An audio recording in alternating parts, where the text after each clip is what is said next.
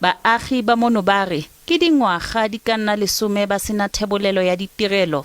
Dikgamelo tse ba di dirisang jaaka matlwanaboithusetso di onetse ebile ga di sa tlhola di babalesegile, mme se gapeletsa bontsi jwa baagi go ithusetsa kwa nageng. Pele atla after the election a promise morai was mesima di toilet ka March are within 3 months o ka berekele di toilet. Go latela topo ya bona ya ditirelo, baagi ba re mmasepala wa Dikgatlong o ba abetse ditanka tsa metsi tseo di sa tladiweng ka metlha. Ba re se ba gapeletsa go arogana metsi a letamo le le gaufi le diphologolo. Re sokola thata ene re benwa metsi a dikolobe, re nwa metsi a masetlhale a hetang ko skema ale a nosetsang ko masimo.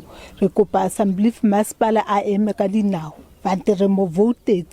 Masepala wa Dikgatlong o itshireleditse ka gore go na le tiro e tsweletseng kwa Smith's Mine. In 2021, we implemented a project where we provided the water purification package plant. We are implementing phase 2 of dry sanitation toilets, which is a project that is approved by Department of Water and Sanitation. The department approved only funding for 200 units in the current financial year. Smith's Mine will be considered when we are implementing phase 3 of the project. Baagi ba re planta eo masepala a buang ka yona ga e dire ebile ga e ba thusi ka sepe.